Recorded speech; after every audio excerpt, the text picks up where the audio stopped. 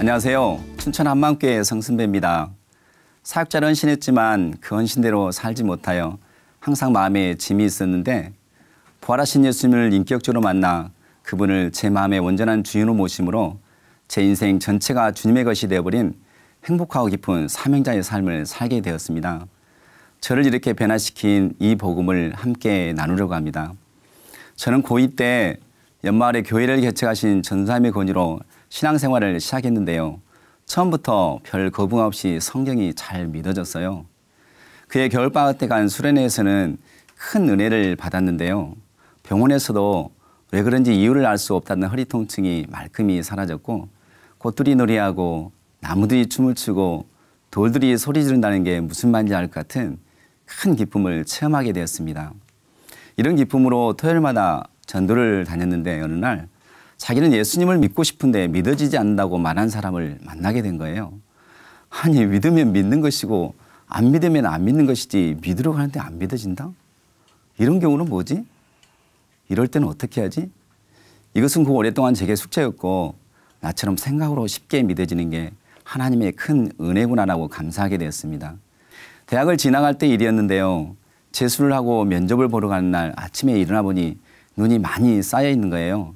그래서 막힐 것을 예상하고 좀 더 서둘러 나왔는데 차가 얼마나 막히든지 결국 면접이 다 끝나버린 시간에 도착하게 되었어요. 따뜻한 시골에서 살아 눈 오는 날 서울의 교통 상황을 전혀 예측하지 못한 거였죠. 대학 가는 게 딱 한 번의 기회밖에 주어지지 않았던 시대라 너무나 참담했습니다. 마음 졸이며 종종 걸음으로 과사무실, 대학본부, 총장실을 찾아다니며 예언했지만 모두 거절을 당하니 어처구니 없는 황당한 사업에 마음이 무너졌어요. 좀 더 빨리 나오지 못한 것에 대한 자책과 부모님께 대한 죄송함과 내 인생이 이대로 끝날 것 같은 절망감에 쏟아지는 눈물을 주체할 수 없었어요. 마치 미친 사람처럼 울다가 웃다가를 반복한 사이에 영등포역에 도착하니 그때 어떤 사람이 예수 믿으세요 라고 하면서 전도지를 주고 가는 거예요. 거기에는 수고하고 무거운 짐진 자들아 다 내게로 오라. 내가 너희를 쉬게 하리라는 말씀이 적혀 있었는데요. 그 말씀을 보는 순간 그 말씀이 그대로 살아서 제 속에 들어와 버리면서 저도 모르게 눈이 딱 감아져 버렸어요. 그 순간 온 사방에 있던 빛들이 저를 향해 쏟아져 내려왔고 그 황홀함 속에서 저는 그곳에 깊이 박힌 기둥처럼 서서 좀 전과는 전혀 다른 이유를 알 수 없는 감격과 환희의 눈물을 펑펑 쏟아내었어요.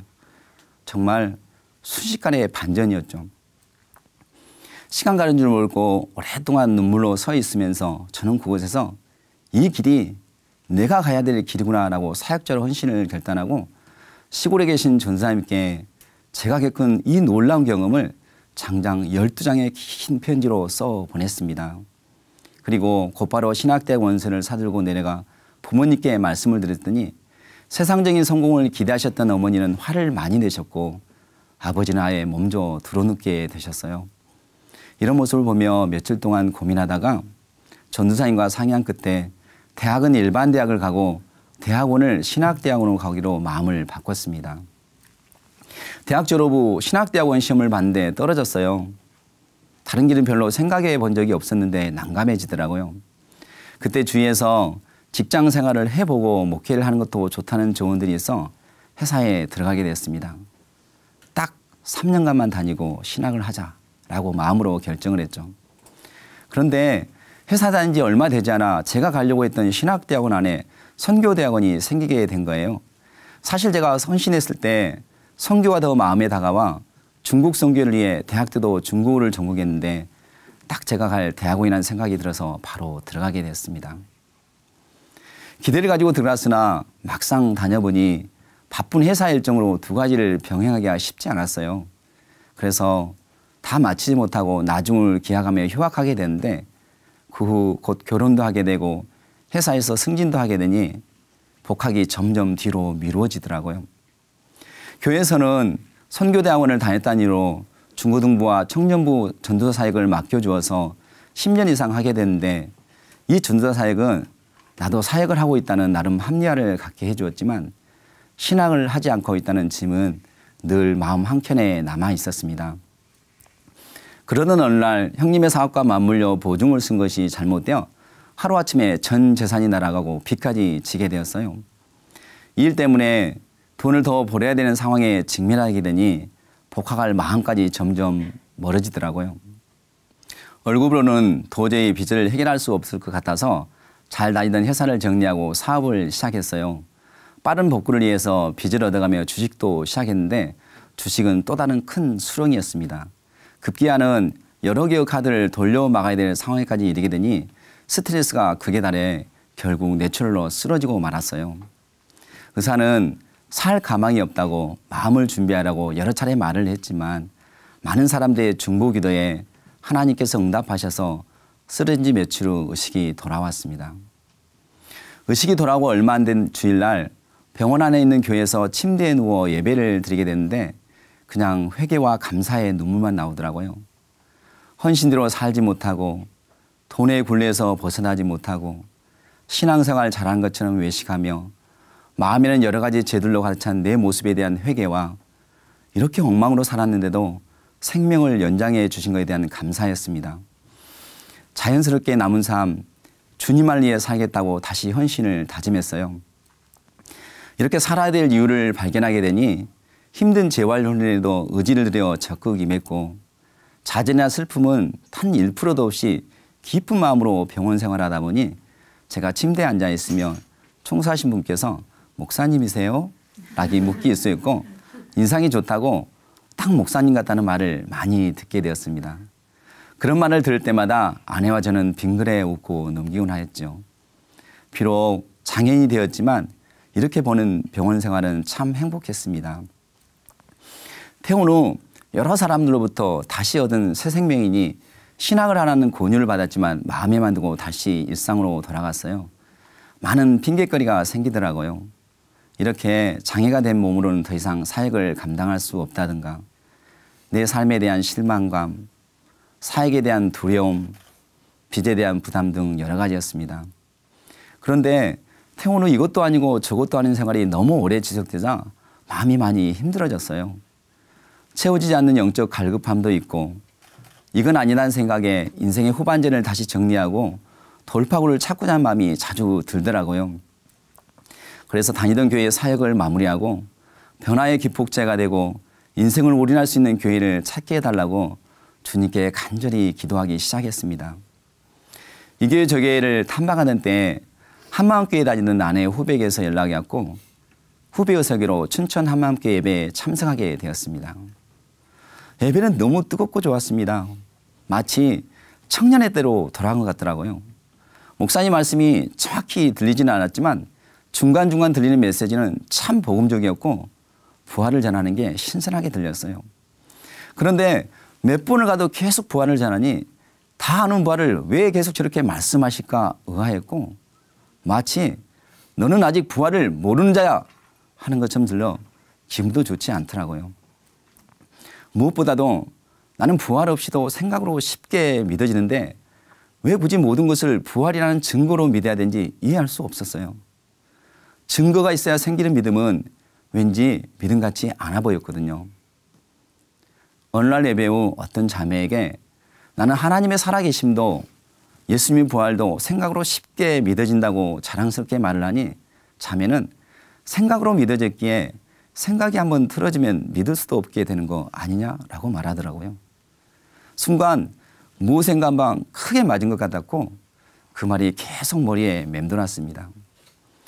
저는 그때까지 생각으로 쉽게 믿어지는 게 제게 주신 하나님의 특별한 은혜라고 여기고 있었는데 곰곰이 생각해 볼수록 자매의 말이 맞는 거더라고요. 확실한 증거 없이 생각에 의해 믿어졌기에 하나님을 부정할 만한 어떤 사건에 직면하게 되거나 미디어나 책이 논리적인 사례를 들어가며 반박할 때 저도 순간적으로 생각이 바뀌는 것을 종종 경험하곤 했거든요. 그럴 때마다 저는 눈을 지그시 감고 들어오는 의심을 날려버리곤 했지만요. 그러면서 중고등학교 시절 그렇게 뜨겁게 신앙생활했던 애들이 성인이 되어 만났을 때 왜 신앙에 이래서 떠난 사람들이 많은지 알게 되더라고요. 생각과 느낌, 감정과 체험 등으로 믿었기에 생각이 바뀌고 느낌이 안 오고 감정이 사라지고 체험이 없어지면 신앙의 길에서 떠날 수도 있다는 것을 알게 되었습니다. 그래서 어떤 상황에도 지배받지 않고 어떤 것에도 흔들리지 않는 확실한 증거가 필요한 거였구나. 자연스럽게 목사님과 작은교회 일꾼이 그렇게 강조하던 부활이 제가 알고 있는 부활과 도대체 무슨 차이가 있는지 한번 깊이 알아봐야 되겠다는 생각이 들더라고요. 그래서 사복음서를 중심으로 살펴보기 시작하다가 저는 깜짝 놀라고 말았습니다. 저는 한 번도 제자들이 예수님의 부활을 믿지 않았을 거라는 생각 자체를 해본 적이 없었는데요. 예수님께서 죽으시고 부활한다고 말씀하실 때 분명 다시 살아난다고 말씀하시는데도 그런 일이 일어나면 안 된다고 말하거나 매우 근심하거나 무슨 말인지도 몰랐거나 깨닫지도 묻기도 두려운 거였어요. 놀란 것은 다른 제자들이 부활하신 주님을 만났다고 말하는데도 거짓말이라고 믿지 않았고, 더 놀란 것은 제자들의 눈앞에 부활하신 주님이 직접 나타나는데도 귀신인가 하고 의심하는 거였어요. 어떻게 이렇게 부활을 믿지 못했지? 정말 충격이었습니다. 부활을 이렇게 믿지 못했다는 것은 그들이 아직 예수님이 누구신지 정확히 몰랐다는 것 아닌가? 저는 한때 그렇게 많은 예수님의 기적을 직접 눈으로 보고도 십자가 앞에서 죽음이 무서워 다 도망갈 수 있을까? 의문을 가진 적이 있었는데요. 예수님이 누구신지 정확히 모르는 상태에서 예수를 위하여 자기의 하나밖에 없는 생명을 던질 사람은 아무도 없겠더라고요. 그러면서 저를 보게 되었습니다. 이렇게 제자들도 믿지 못한 부활을 나는 어떻게 그렇게 생각으로 쉽게 믿게 되었을까?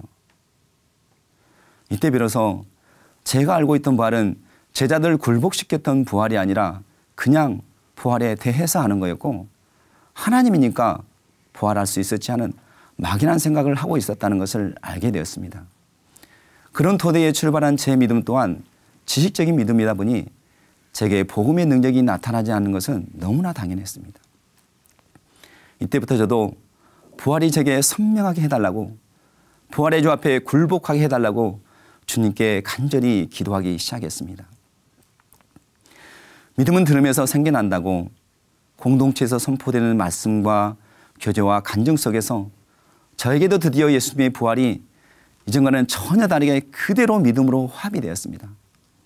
마치 세상적인 지식으로 예수님의 부활을 도저히 받아들일 수 없었던 제자들에게 예수님 부활 후 40일 동안 자신의 부활을 보여주고 또 보여주고 말씀으로 가르치며 함께 먹으면서까지 하여 제자들의 눈을 열어 부활의 주를 믿을 수 있게 해주었던 것처럼 공동체에서 계속 선포되는 말씀과 교제와 간증을 듣는 시간들이 제게는 제자들의 눈을 열어준 예수님의 40일과 같은 거였습니다.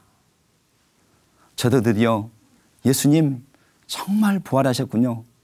당신은 나의 주, 나의 하나님이십니다는 고백을 하며 예수님을 제 마음의 주인으로 모시게 되었습니다.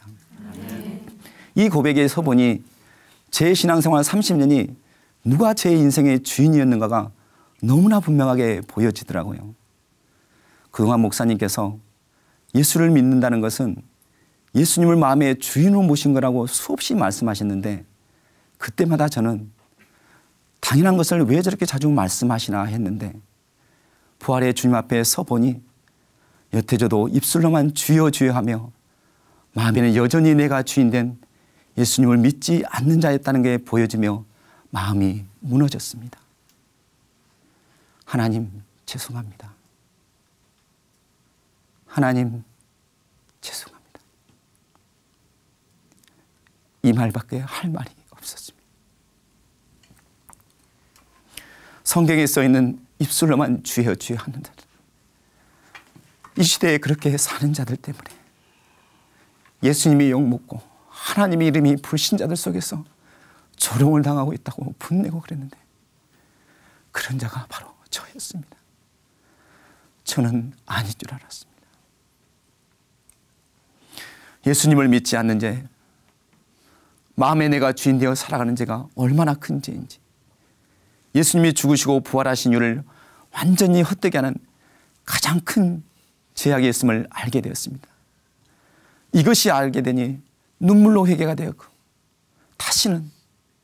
다시는 마음에 내가 주인 된 죄로 예수님의 마음을 아프게 하고 싶지 않았습니다. 회개하고 예수님을 제 마음의 주인으로 모신 후 예수님이 나의 주, 나의 하나님이라는 사실이 얼마나 기쁘고 감격이 되든지 기도 시간 내내 예수님은 나의 주, 나의 하나님이라고 고백한 적이 많았었는데요.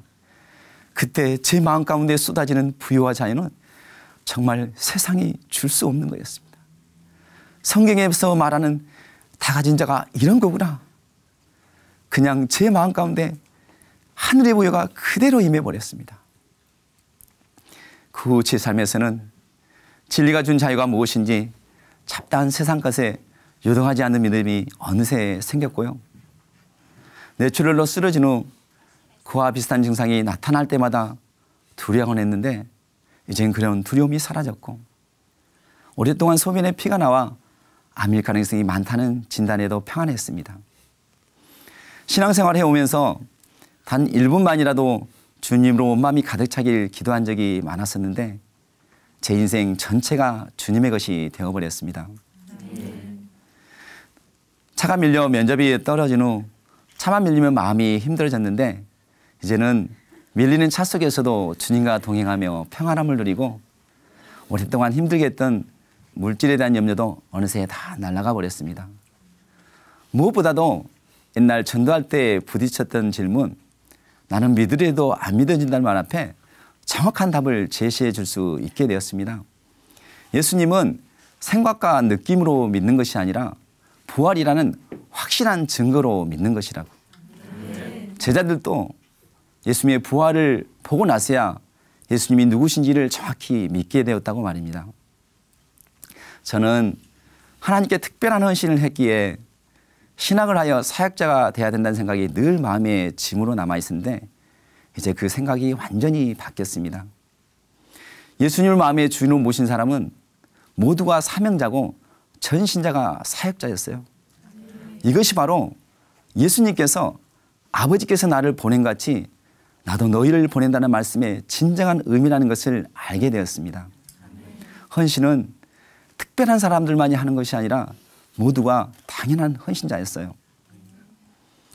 최근에도 지인들을 통해 신학을 안 할 거냐는 질문을 받은 적이 있지만 이제 저는 신학과 상관없이 오랫동안 남아있던 헌신에 대한 마음의 짐을 모두 날려버리고 진정한 사역자로서의 기쁨과 자유함으로 신앙생활을 하고 있습니다. 이런 기쁨으로 부활로 예수가 주인된 작은 교회를 섬기다 보니 작은 교회 지체들 모두가 부활의 증인이요 전신자 사역자로 세워져 가고 있습니다. 요즘 사람들로부터 가장 많이 듣는 얘기는 얼굴이 좋아졌다거나 뭐 좋은 일이냐는 소리입니다. 복음으로 최고 자유한 사역자의 삶을 살고 있는 결과물이라고 생각합니다. 이제 제 인생은 죽은 자와 산 자의 주가 되신 예수님 한 분만으로 충분합니다. 감사합니다.